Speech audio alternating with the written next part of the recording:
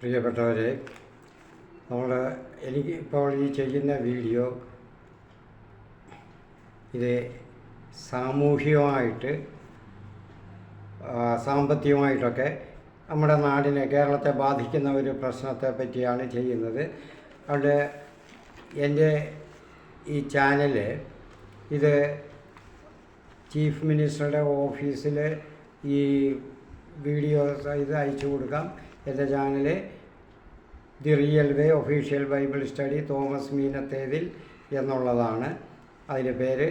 അപ്പോൾ ഇത് നിങ്ങൾ മറ്റുള്ളവർക്കൊക്കെ അയച്ചു കൊടുത്ത് എല്ലാവരും ഒന്ന് കാണട്ടെ, എല്ലാവരും അറിയണം, സർവ്വജനങ്ങളും ഇതറിയണം. ഓരോ കാര്യങ്ങൾ നമ്മളെയൊക്കെ ബാധിക്കുന്ന കാര്യങ്ങളാണ്, നമ്മളുമായിട്ടൊക്കെ ബന്ധപ്പെടുന്ന കാര്യങ്ങളാണ്. അപ്പം ഇത് സി എമ്മിൻ്റെ ഓഫീസിൽ എത്തണം. എനിക്ക് അവരുടെ ഇത് അഡ്രസ്സുകളൊന്നും പറഞ്ഞുകൂടാ, അതുകൊണ്ട് അത് എളുപ്പമല്ല. ചിലപ്പോൾ കിട്ടിയെന്ന് വരും, കിട്ടിയില്ലെന്ന് വരും. അപ്പോൾ UDF ആയാലും LDF ഉള്ളവരായാലും ഇത് കാണുന്നവർ സി എമ്മിൻ്റെ ഓഫീസിൽ കിട്ടത്തക്കൊണ്ട് ഒരു സെക്രട്ടറിമാർ കാണുമല്ലോ, അവരുടെയൊക്കെ ഓഫീസുകളിൽ അത് അവർക്ക് കിട്ടത്തക്കവണ്ണം ഒന്ന് ഷെയർ ചെയ്ത് കൊടുക്കണം, സെൻഡ് ചെയ്ത് കൊടുക്കണമെന്ന് താല്പര്യപ്പെടുന്നു. വിഷയം ഇതാണ് ഇപ്പോൾ ചെയ്യുന്നത്. ഇപ്പോൾ നടന്നുകൊണ്ടിരിക്കുന്നതും പരക്കെ ഇത് ചർച്ച ചെയ്തുകൊണ്ടിരിക്കുന്നതുമായ നമ്മുടെ സി എമ്മിൻ്റെ UDFൻ്റെ ഒരു പ്രസ്റ്റീജ് പ്രോഗ്രാമായിരുന്ന പ്രിയദർശിനി സ്ത്രീ സൗജന്യ യാത്ര. ഇതിപ്പോൾ എത്ര അവർ കയറി ഉടൻ തന്നെ അതിന് തീരുമാനമെടുത്തു. 1-ാം തീയതി മുതൽ അത് നടപ്പിലാവുകയും ചെയ്തു. അപ്പോൾ പ്രിയപ്പെട്ടവരെ, ഇത് എല്ലാവർക്കും ഇത് അയച്ചു കൊടുക്കണം, ഞാൻ പറഞ്ഞതുപോലെ തന്നെ. അപ്പോൾ ഇത് നമ്മളിങ്ങനെ സർക്കാർ ഓരോ നയങ്ങളും ഓരോരുത്തർ പ്രഖ്യാപിക്കും. ഇപ്പോൾ കഴിഞ്ഞ സർക്കാരിൻ്റെയൊക്കെ ആണെങ്കിൽ വലിയ വിദ്യാസമ്പന്നരൊക്കെ വളരെ കുറവായിരുന്നു, 1-2-3 പേരൊക്കെ ഉള്ളതെന്ന് വയ്ക്കാം. ഇവിടെ അങ്ങനെ അതുപോലെ തന്നെ ഒരു സ്വച്ഛമായ ലക്ഷ്യങ്ങളുള്ളവർ, സാമൂഹ്യ സാമ്പത്തിക സാംസ്കാരിക ലക്ഷ്യങ്ങളുള്ളവർ കുറവായിരുന്നു. അങ്ങനെയുള്ള കുറവെന്നല്ല, അവിടെ ഇല്ലായിരുന്നെന്ന് തന്നെ ഒരു വിധത്തിൽ പറയാം. അതിന് അവരെന്നോട് അറിയിച്ചിട്ട് കാര്യമില്ല, അങ്ങനെയൊക്കെ തന്നെയാണ്. പിന്നെ ഇത് അതേ മറിച്ച് ഇപ്പോൾ ഇവിടെ UDFൻ്റെ ഈ മന്ത്രിസഭയിലുള്ളവരെല്ലാം വിദ്യാസമ്പന്നരാണ്.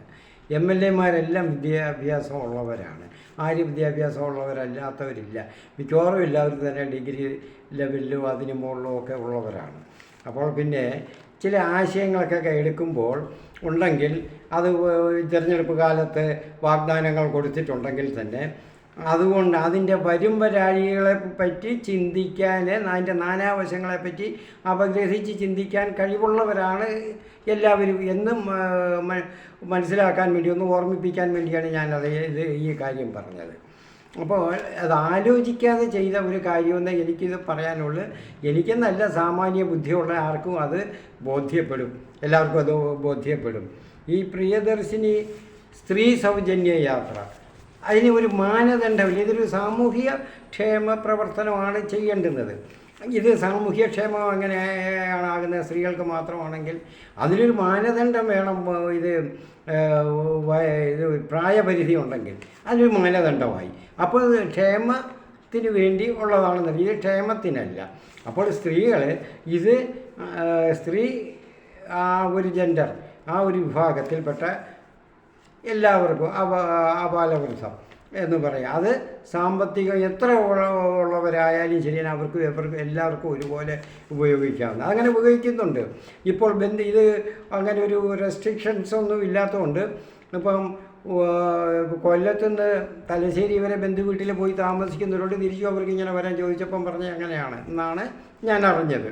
ഇങ്ങനെയൊക്കെ ഓരോരുത്തർ ഞങ്ങൾ ചർച്ച ചെയ്യുമ്പോൾ ഓരോരുത്തർ പറയുന്നതാണ്.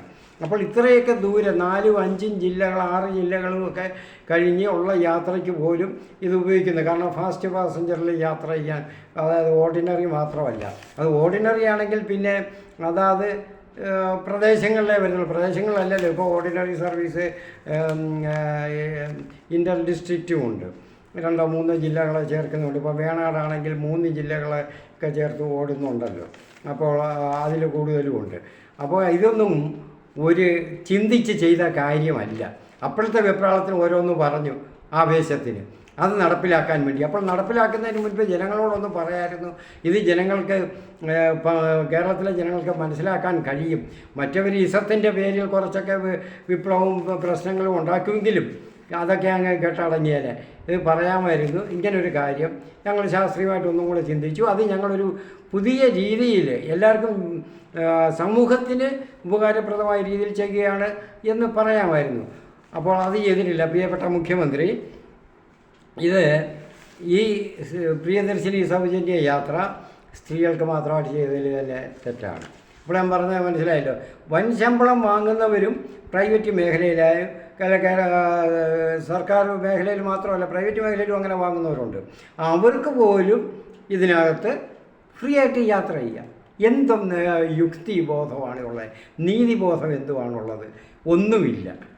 അതുകൊണ്ടാണ് ഒന്നും ചിന്തിക്കാതെ എടുക്കുന്നതെന്ന് ആർക്കായാലും അറിയാം. ഇത് മൊത്തത്തിൽ നോക്കുമ്പോൾ ഒരു തുഗ്ലക്ക് മോഡൽ ഭരണപരിഷ്കാരം, ഒരു പരിഷ്കാരം. അങ്ങനെ മുഹമ്മദ് ബിൻ തുഗ്ലക്കിൻ്റെ കാര്യം പറയുന്ന പോലെ സുൽത്താൻ്റെ അതുപോലുള്ളതായിപ്പോയി. അത് വലിയ സങ്കടമുണ്ട്. കാരണം ജനങ്ങൾ ആറ്റുനോറ്റ് നോക്കിയിരുന്ന ഒരു മാറ്റം ജനത്തിന് ഈ സംസ്ഥാനത്തിന് വേണ്ടി അത് വന്നപ്പോൾ തുടക്കം ഇങ്ങനെ. ബാക്കിയുള്ള കാര്യങ്ങളൊന്നും ഞാൻ ഒന്നും പറയില്ല. എല്ലാം നല്ലത് തന്നെ നടക്കും എന്ന് തന്നെയാണ് ഉറപ്പുള്ള വിശ്വാസം ഞങ്ങളെല്ലാവരുടെയും. അപ്പോൾ പക്ഷേ ഈ ഒരു കാര്യം തെറ്റായിപ്പോൾ ഒരു വിപത്തായിട്ട് കേരളത്തിന് വരുമെന്ന് വിചാരിക്കുന്നു. അപ്പോൾ ജനക്ഷേമകരമെന്ന് പറയുമ്പോൾ ജനത്തിന് ക്ഷേമമുള്ളത്, അതിൽ ജെൻഡർ വ്യത്യാസങ്ങളൊന്നുമില്ല, എല്ലാവർക്കും ക്ഷേമകരമായിട്ട് ഉള്ളത്. അത് ധനികരെയല്ല, ധനികർക്ക് ചെയ്യുകയല്ല അത് ക്ഷേമ പ്രവർത്തനം, അവർക്ക് ആവശ്യമില്ല. പിന്നെ താഴെക്കിടയിൽ നിൽക്കുന്നവർക്ക്, വൃദ്ധരും അവഗണിക്കപ്പെട്ടവരും ഒറ്റപ്പെടുത്തപ്പെട്ടവർ രോഗികളായിട്ടുമൊക്കെ ഉള്ളവർ, സാമൂഹ്യമായിട്ട് സാമ്പത്തികമായിട്ടൊക്കെ താഴ്ത്തപ്പെട്ടവർ, അവർക്ക് ആശ്വാസത്തിനും സന്തോഷത്തിനും ചെയ്യുന്നതാണ് ക്ഷേമകരം എന്ന് പറയുന്നത്. ക്ഷേമം, അതാണ് ക്ഷേമം, അല്ലാതെ ഇങ്ങനെയുള്ളതല്ല. അപ്പോൾ അതുകൊണ്ട് ഞാൻ ഇത് ഇനിയും ഈ പറയുന്നത് ഈ യാത്രകൾ, ഇപ്പോൾ നടത്തുന്ന യാത്ര പ്രൈവറ്റ് മേഖല ചെയ്തുകൊണ്ടിരുന്നതാണ്. പ്രൈവറ്റ് മേഖല ഇതെന്തിനാണ്? പ്രൈവറ്റ് മേഖല അവർ പറയുന്നത് ശരിയാണ്, അവരുടെ നട്ടെല്ലൊടിക്കുന്നതാണ്, അവരെ ഈ സമൂഹത്തിൽ മാറ്റുന്നതാണിത്. കാരണം ഓരോ മേഖലയിൽ അത് ബഹുമാനപ്പെട്ട മന്ത്രിയും കൂട്ടരും ഇത് ചിന്തിച്ചിട്ടുണ്ടോ എന്ന് എനിക്ക് സംശയമുണ്ട്. ഓരോ റൂട്ടിൽ ഒരു പ്രൈവറ്റ് ബസ് ഓടുമ്പോൾ അതിൻ്റെ ആ റൂട്ടുകളിൽ തന്നെ ട്രാൻസ്പോർട്ട് ബസ്സുകൾ ഓടുന്നുണ്ട്. ട്രാൻസ്പോർട്ട് ബസ്സുകൾ ഒരു പ്രൈവറ്റ് ബസ് ഓടുന്നതിൻ്റെ എനിക്ക് തോന്നുന്നു ഏതാണ്ട് 3/4 ട്രാൻസ്പോർട്ട് ബസ്സുകളുടെ സ്വാധീനത്തിനുള്ള മേഖലയിൽ കൂടാണ് ഓടുന്നത്. അപ്പോൾ എന്തു ചെയ്യും?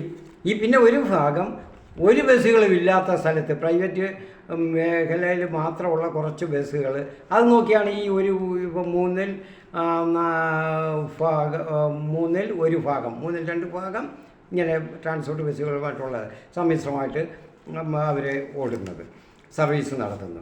അപ്പോൾ മറ്റൊരു ഭാഗത്ത് ആരുമില്ല. അപ്പോൾ ആ സമയം നോക്കി അവിടെയുള്ള ജനങ്ങൾ, ആബാലവൃദ്ധൻ ജനങ്ങൾ അവിടെ നോക്കി അവർ യാത്ര ചെയ്യുന്നു, ബസ്സിൻ്റെ സമയം നോക്കി. അപ്പോൾ ഇവിടെ ഇപ്പം ഇതുകൊണ്ട് പറ്റുന്നത്, ഈ സ്ത്രീജനങ്ങൾ ഈ 2/3 സ്ഥലത്തും സ്ത്രീജനങ്ങൾ 65% സ്ത്രീജനങ്ങളുണ്ട് ഒരു ബസ്സിൽ യാത്ര ചെയ്യുന്നത്. അപ്പോൾ അവർ ഈ പ്രൈവറ്റ് ബസ്സുകളിൽ കയറാതെ ട്രാൻസ്പോർട്ട് ബസ്സുകളിൽ കയറും. കാരണം സൗജന്യം. ആലോചിച്ച് നോക്ക്. അപ്പോൾ അവരുടെ കാര്യം എന്തുമായി? ഇനി അവർ ഈ 1/3 ഉള്ള സ്ഥലത്ത് അവർ ട്രിപ്പ് ഓടത്തില്ല, നടത്തത്തില്ല, അങ്ങനെ മതിയാ, ക്യാൻസൽ ചെയ്ത് നിർത്തും. കാരണം എന്താ? അവർക്ക് ഇത്രയും ദൂരം ഓടി വരുന്നതിനുള്ള ഭീമമായ ചിലവ്. ഇതൊക്കെ ഒരു നയമില്ലാത്ത കാര്യമല്ലേ? അപ്പം ധനികർക്കും നിവൃത്തിയില്ലാത്ത നിർധനർക്കും ഒരുപോലെ ഒന്ന് ചെയ്യുക എന്ന് പറഞ്ഞാൽ അത് എന്ത് വലിയ തെറ്റല്ലേ? സോഷ്യലിസം എന്ന് പറഞ്ഞാൽ, ജനാധിപത്യം എന്ന് പറഞ്ഞാൽ 1 ലിറ്റർ പാലെടുത്ത് എല്ലാവരുടെയും നാക്കിൽ ഇച്ചിരിച്ച് തൊട്ട് തേച്ച്, ധനികർ മുതലാളിയുള്ളവർ തൊട്ട് തേച്ച് കൊടുക്കുന്നതാണെന്നോ? ഇതൊക്കെ തെറ്റ സോഷ്യലിസ്റ്റ് ജനാധിപത്യം എന്നൊക്കെ പറഞ്ഞാൽ അതൊക്കെ പറയാൻ കൊള്ളാം, നല്ലത് കൊള്ളാം. പിന്നെ ഈ സ്ത്രീജനങ്ങളെല്ലാം ഇങ്ങനെ ഒരുങ്ങിക്കെട്ടി ടൂറിന് വരെ പോകുന്നവരുണ്ട്. ഒന്നും മന്ത്രിമാർ മനസ്സിലാക്കിയില്ലെങ്കിൽ കൊള്ളാം. കാരണം എന്താണ്, ദൂരപരിധി നിശ്ചയിച്ചിട്ടില്ല.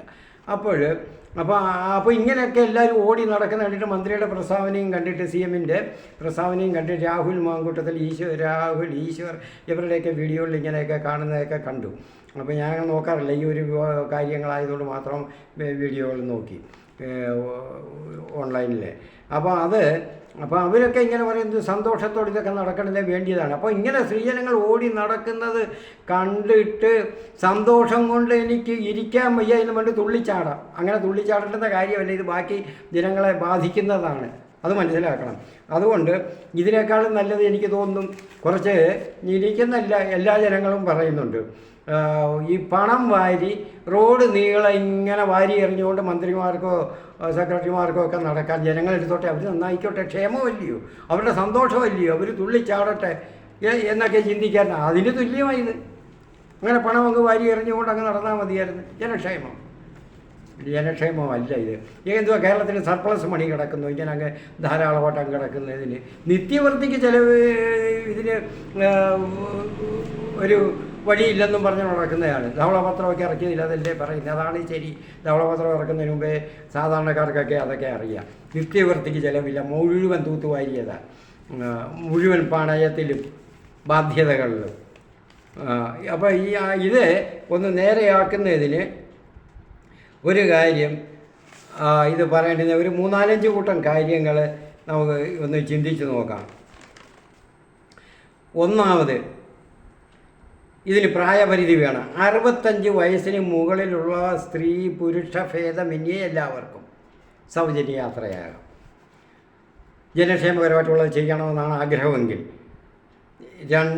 രണ്ടാമത്തത്, സർക്കാർ ആശുപത്രികളിൽ ചികിത്സയ്ക്ക് പോകുന്ന അവശരായ ജനങ്ങൾക്ക്, സാധാരണക്കാരായവർക്കും കൂട്ടിരിപ്പുകാരായ അല്ലെങ്കിൽ കൂടെ അരിയാത്ര ചെയ്യുന്ന ഒരാൾക്കും അവരെ കൊണ്ടുപോകുന്നവർക്കും സൗജന്യ യാത്ര അത് ചെയ്യാം.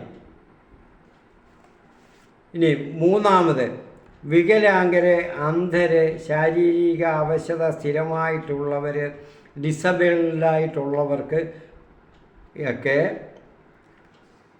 ഒരു സൗജന്യം ട്രാൻസ്പോർട്ടിലെ എല്ലാ ബസ്സുകളിലും അത് ചെയ്യാം, അത് അനുവദിക്കാം. ഇപ്പോഴെല്ലാവരെയും അടിച്ചേൽപ്പിക്കുക, വേണ്ടാന്ന് പറഞ്ഞാലും ധനികർക്കും എല്ലാവർക്കും അവർക്ക് വേണ്ടാന്ന് പറഞ്ഞാലും. നാലാമത്, യാത്ര ദൂരപരിധി ഇത്ര കിലോമീറ്റർ എന്ന് പരിധി വയ്ക്കാമായിരുന്നു, അത് ചെയ്തിട്ടില്ല, അത് വയ്ക്കണം. അപ്പോൾ കൂടുതൽ ദൂരമാണ് യാത്ര ചെയ്യുന്നതെങ്കിൽ ആദ്യം മുതലേ അവർക്ക് സൗജന്യത്തിൻ്റെ ആവശ്യമില്ല. ആ മുഴുവൻ റൂട്ടിലും അവർക്ക് ചെയ്യാവുന്ന അത്രയും ദൂരത്തിലും ടിക്കറ്റ് തന്നെ എടുക്കണം. അതിനുവേണ്ടിയാണ് അവർ വരുന്നത്. അപ്പോൾ ആ ദൂരപരിധിക്കണം. ഇനി CM പറഞ്ഞ ഒരു കാര്യമാണ്, അദ്ദേഹത്തെ എൻ്റെ മനസ്സിനെ സ്വാധീനിച്ചതും സങ്കടപ്പെടുത്തിയതും വിഷമം ഉണ്ടാക്കിയതൊക്കെ ഒരു കാര്യം പറഞ്ഞ്, ജോലിക്ക് പോകുന്നവർ, കടകളിൽ തുച്ഛമായ വരുമാനത്തിന് വേണ്ടി, തുച്ഛമായ ശമ്പളത്തിന് വേണ്ടി പോകുന്ന സ്ത്രീജനങ്ങൾ, യുവതികൾ, അവരെല്ലാം ഒരു 10 കിലോമീറ്റർ കൂടുതൽ ദൂരത്തിലൊന്നും അവരാരും പോകത്തില്ല. അതുകൊണ്ട് അതിന് ദൂരപരിധി വയ്ക്കണം. അങ്ങനെയുള്ളവർ അതിൽ യാത്ര ചെയ്യും. അപ്പോൾ അതിൽ കൂടുതൽ ആരും പോകത്തില്ല. അങ്ങനെ കടകളിൽ പോകുന്ന, അല്ലാതെ തൊഴിലുറപ്പിന് പോകുന്നവരാരും ബസ്സുകളിൽ കയറി പോകുന്നത് ഞങ്ങൾ കണ്ടിട്ടുമില്ല, കേട്ടിട്ടുമില്ല. സർവ്വജനങ്ങളും ഇതിപ്പം ചർച്ചയായി. അപ്പോൾ ഇതിപ്പം നിങ്ങൾക്ക് കൊല്ലത്ത് നിന്ന് പോയി, തെക്കൻ ജില്ലകളിലെ കൊല്ലത്ത് പോയി വളരെ വില കുറച്ച് സാധനങ്ങൾ മറ്റുള്ള സ്ഥലങ്ങളെക്കാളും തിരുവനന്തപുരത്തെക്കാളും ഒക്കെ കിട്ടും. അതുകൊണ്ട് ഇവരെല്ലാവരും പത്തനംതിട്ടയേക്കാളും ഒക്കെ സൗകര്യം. പത്തനംതിട്ടയിൽ നിന്ന് ബസ് കയറി കൊല്ലത്ത് ഫ്രീ ആയിട്ട് വന്നിറങ്ങി ഷോപ്പിംഗ് നടത്തി തിരിച്ചു പോകാം. ഇവിടെ കൊല്ലത്തോ തിരുവനന്തപുരം ഉള്ളവർക്ക് എറണാകുളമാണ് കേരളത്തിൽ ഏറ്റവും ലാഭകരമായിട്ട് ചീപ്പായിട്ട് സാധനങ്ങൾ കിട്ടുന്നത്. പല സ്റ്റാൻഡേർഡിലുള്ള സാധനങ്ങളുണ്ട്, സ്റ്റാൻഡേർഡിൽ ഉള്ളതുകൊണ്ട്. അപ്പോൾ അതൊക്കെ അവർക്ക് ഇഷ്ടമുള്ളത് നോക്കി പണത്തിൻ്റെ അനുസരിച്ച് പോയി നോക്കി വാങ്ങിക്കാം. കാരണം വണ്ടിക്കൂലിയും ഒന്നും കൊടുക്കണ്ട, ലഗേജും ഒന്നും വേണ്ട. അങ്ങനെയൊക്കെ ഇപ്പം നടന്നുകൊണ്ടിരിക്കുന്നത്. അല്ലാതെ ഇത് അവരുടെ ആവശ്യത്തിന് പോകുക എന്നുള്ളതല്ല. സാധനങ്ങൾ വാങ്ങാൻ, ടൂറിന് പോകാൻ, ബന്ധുവീടുകളിൽ വളരെ ദൂരെയുള്ള അവർ പോകാതിരുന്ന് വളരെ നാളുകളായി 4-5 ജില്ലകൾ താണ്ടി പോകേണ്ടുന്നതിന് ഒക്കെ കഴിയാതിരുന്നിടത്ത് ഇപ്പം പോകാൻ സൗകര്യം. ഇത് ക്ഷേമകരമല്ലെന്ന് സാധാരണക്കാർക്ക് മനസ്സിലാകും. പിന്നെ മുട്ടത്തർക്ക ന്യായം ചിലപ്പോൾ ഇതിന് എതിരായിട്ട് തട്ടി വിടും. അത് മനസ്സിലാക്കാവുന്നതേ ഉള്ളൂ, അത് സാരമില്ല. അപ്പോൾ അതുകൊണ്ട് UDFൻ്റെ ഭരണം സുഗമമായിട്ട് മുന്നോട്ട് പോകണം, കാലാവധിയും തികയ്ക്കണം, ഇനിയും വരണം എന്നുള്ള സാധാരണ ജനങ്ങളുടെ ആഗ്രഹമാണ്. അതില്ലാതാക്കാൻ ഉള്ള ബുദ്ധിയാണിത്. അത് ഒന്ന് ചിന്തിക്കുന്നത് കൊള്ളാം. അപ്പോൾ അതുപോലെ തന്നെ ഇനി 5ാമത് പെർമനൻ്റായിട്ട് റിസർവ്ഡ് സീറ്റുകളുണ്ട്. സ്ഥിരമായിട്ടുള്ള റിസർവ്ഡ് സീറ്റുകൾ. അന്ധര്, വികലാംഗര്, വൃദ്ധജനങ്ങൾ, മുതിർന്ന പൗരന്മാരെന്നോ പൗരകളെന്നോ എഴുതിയിരിക്കും, സ്ത്രീകളെന്നോ എഴുതിയിരിക്കും. ആ സീറ്റുകളിൽ ഇങ്ങനെ സൗജന്യ യാത്ര ചെയ്യുന്നവർ കയറി ഇരിക്കരുത്. എണീക്കത്തില്ല. സ്ത്രീജനങ്ങളാണ് ഒരു ശകലവും എണീറ്റ് മാറത്തേ ഇല്ല. കാരണം അനുഭവമുണ്ട് ഞങ്ങൾക്കൊക്കെ യാത്ര ചെയ്യുമ്പോൾ. അവരാരും എഴുന്നേറ്റ് ഇരിക്കത്തില്ല. അപ്പോൾ എഴുന്നേറ്റ് മാറത്തില്ല. ഈ വൃദ്ധജനങ്ങളും വയ്യാത്തവരും കഴിവില്ലാത്തവരും ഡിസേബിൾഡായിട്ടുള്ളവരൊക്കെ അവിടെ നോക്കി നിൽക്കണം. അവിടെ വണ്ടിയിൽ പിടിച്ച് സീറ്റിൻ്റെ കമ്പിയിൽ പിടിച്ചൊക്കെ തൂങ്ങി നിൽക്കണം. എന്നാലും അവരെണീക്കത്തില്ല. അപ്പോൾ ഇതൊക്കെ നിർബന്ധമായിട്ട് ഒഴിച്ചിടാനുള്ള കണ്ടക്ടറുടെയും ഡ്രൈവറുടെയും ചുമതലയാണെന്ന് അവരെ പറഞ്ഞ് ബോധ്യപ്പെടുത്തണം. അത് ചെയ്യിക്കണം, അത് ചെക്ക് ചെയ്യണം, അത് അങ്ങനെ ചെയ്യുന്നുണ്ടോ എന്ന്. ഇത് ഇവിടെ അങ്ങനെ ചെയ്യുന്നില്ല. അങ്ങനെയുള്ള സീറ്റുകൾ കൈക്കുഞ്ഞുങ്ങളുമായിട്ട് വരുന്നവർ, ഗർഭിണികൾ, ഇവർക്കൊക്കെയുള്ള സീറ്റുകൾ പ്രത്യേകമായിട്ട് എഴുതി അവിടെ മാറ്റിയിട്ടേക്കണം അവർ വരുമ്പോൾ. അങ്ങനെ പോലും ഒരു നിഷ്കർഷയില്ലാത്ത യാത്ര. ടിക്കറ്റ് കൊടുത്തിപ്പോൾ യാത്ര ചെയ്യുമ്പോൾ വൃദ്ധജനങ്ങൾ യാത്ര ചെയ്യുമ്പോൾ, ആശുപത്രികളിൽ പോകേണ്ടുന്നവർ യാത്ര ചെയ്യുമ്പോൾ വയ്യാത്തവർ ഈ സ്ത്രീകൾ കയറി ഇരിക്കുക ചെയ്യുന്നത്. അവർ വേണം. എല്ലാ വീടുകളിലും ഉണ്ട്, സ്ത്രീകൾ എൻ്റെ വീട്ടിലും ഉണ്ട് എന്നും പറഞ്ഞ് ഒരു സാമാന്യ ബുദ്ധിക്ക് നിരക്കാത്ത കാര്യം ചെയ്യരുത്. അപ്പോൾ ഇനി 6ാമത്തെ, ജനക്ഷേമമായിട്ടും ജനങ്ങളുടെ സുഗമമായ യാത്രാ സൗകര്യമാണ് ലക്ഷ്യമെങ്കിൽ അതിന് ഓർഡിനറി ഫാസ്റ്റ് സർവീസുകളുടെ ഒക്കെ ഈ ഉള്ളത് ഓർഡിനറി മാത്രമാക്കുന്നതാണ് നല്ലത്. ഫാസ്റ്റ് സർവീസ് ഉപയോഗിക്കരുത്, ഓർഡിനറി മാത്രം. അപ്പോൾ ഒരുപാട് 3 ജില്ല കഴിഞ്ഞില്ല. ഇപ്പോൾ ഓർഡിനറി ആകുമ്പോൾ 2 ജില്ല ഒക്കെ പോകും. അപ്പം അത് അങ്ങനെ 3 ജില്ലയിൽ കഴിഞ്ഞ് ഓർഡിനറി മാത്രം. വേണാടിൽ ലിമിറ്റഡ് സ്റ്റോപ്പ് ഉള്ളത് അങ്ങനെ കൊടുക്കരുത്, അങ്ങനെ സൗജന്യ യാത്ര. പിന്നെ അങ്ങനെയുള്ള ഇനിയും അങ്ങനെ ചെയ്യേണ്ടുന്നത് ഈ സർവീസുകളൊക്കെ ജനക്ഷേമകരമാക്കാനാണ് എങ്കിൽ super fast, express service, limited stop fast service, ഇതുകളൊക്കെ മാത്രം സർക്കാർ നടത്തണം. KSRTC നടത്തണം. ബാക്കിയുള്ളതെല്ലാം പ്രൈവറ്റ്, ഇത് സ്വകാര്യവൽക്കരണത്തിന് വേണ്ടി കൊടുക്കണം, സ്വകാര്യ മേഖലയ്ക്ക് വിട്ടുകൊടുക്കണം. ഓർഡിനറിയും ഫാസ്റ്റ് സർവീസും പിന്നെ അങ്ങനെ ഉള്ളതൊക്കെ പോയിൻറ്റും ആകാം. അത് സ്വകാര്യ മേഖലയ്ക്ക് വിട്ടു കൊടുത്തിട്ട്, അതാണല്ലോ റിസ്ക് ഉള്ളത്, അതെടുത്ത് ഇവിടെ ബാക്കിയുള്ളത് സർക്കാർ നല്ല രീതിയിൽ നടത്താനുള്ള ഒരു വഴിയുണ്ട്. അതൊക്കെ ഒന്ന് ആലോചിച്ച് സെക്രട്ടറിമാർ, ഉപദേശകരൊക്കെ ഉണ്ടല്ലോ, അതൊക്കെ ആലോചിച്ച് ഇത് ഇത്രയും ചെയ്യും. സർക്കാർ ചെയ്യേണ്ടുന്നത് ഈ താഴെ മുതലുള്ള എല്ലാ കാര്യത്തിലും അലവലാദികൾ കൈയിട്ട് ചെയ്യരുത്. അതൊക്കെ അങ്ങ് വിട്ടുകൊടുക്കുക. അതിന് മെയിനായിട്ടുള്ള കാര്യങ്ങൾ ചെയ്യുക. ആശുപത്രികളിലായാലും അങ്ങനെ തന്നെയാണ് ചെയ്യേണ്ടത്. പ്രധാനപ്പെട്ട ആശുപത്രികൾ, മെഡിക്കൽ കോളേജുകൾ, ജനറൽ ഹോസ്പിറ്റലുകൾ, ഇതൊക്കെ സർക്കാർ നടത്തുക ജനക്ഷേമകരമായിട്ട്. ബാക്കിയുള്ളതൊക്കെ ചെയ്യുക എന്ന് പറഞ്ഞ പോലെ ഇതിൻ്റെയൊക്കെ മെയിൻ്റനൻസ് കാര്യങ്ങളൊക്കെയാണ് ഭരണമാണ്, അഡ്മിനിസ്ട്രേഷനാണ് സർക്കാർ നടത്തേണ്ടുന്നത്. പ്രിയപ്പെട്ടവരെ, ഇത് തീർച്ചയായിട്ടും ഞാൻ ഒന്നും കൂടെ പറയുകയാണ്, ഇത് എല്ലാവർക്കും എത്തിച്ചു കൊടുക്കണം. ഇനിയും ക്ഷേമകരമായ പ്രവർത്തനങ്ങൾ എന്ന് പറയുമ്പോൾ ജെൻഡർ വഹിക്കുന്നത് തന്നെ ഏറ്റവും വലിയ തെറ്റ്, അബദ്ധമാണ്, അബദ്ധജടിലമാണ് ഇത്. അതുകൊണ്ട് എല്ലാവരും ഒന്ന് ചിന്തിക്കണം. അത് UDFിൻ്റെ ഓഫീസുകളിലൊക്കെ, മന്ത്രിമാരുടെ, പ്രത്യേകിച്ച് CMൻ്റെ ഓഫീസുകളിൽ നിർബന്ധമായിട്ട് ഇതാരെങ്കിലും ഒന്ന് എത്തിക്കണം. ജനങ്ങൾ ചിന്തിക്കണം, അതിന് അഭിപ്രായങ്ങൾ പറയണം, ധാരാളമായിട്ട് പ്രകടിപ്പിക്കണം. അവരൊക്കെ കാണട്ടെ, കേൾക്കട്ടെ. അത് ഒരു തെറ്റല്ല, ശരിയാണ്. നയിക്കണം, ജനങ്ങളുടെ അഭിപ്രായം കൂടെ അറിയണം. അറിയാതൊരു കാര്യം ചെയ്യാൻ പാടില്ല. അത് ഈ കഴിഞ്ഞ ഭരണത്തിൽ നിന്ന് എങ്കിലും ഒരു പാഠം ഉൾക്കൊണ്ട് ചെയ്യണമായിരുന്നു. ചെയ്തിട്ടില്ല. അതിന് ജനങ്ങൾ ഇനി മനസ്സ് വയ്ക്കണം. നമ്മൾക്ക് ആവശ്യം അല്പനേരത്തെ കാര്യങ്ങൾ, അല്പനാളത്തെ കാര്യങ്ങളല്ല. ഈ 5 വർഷവും വേണം, പിന്നെ വീണ്ടും വരുന്നതും വേണം എന്നുള്ള ഒരു ദീർഘവീക്ഷണത്തോടു കൂടി കാര്യങ്ങൾ കൈകാര്യം ചെയ്യുക. എല്ലാവർക്കും വന്ദനം.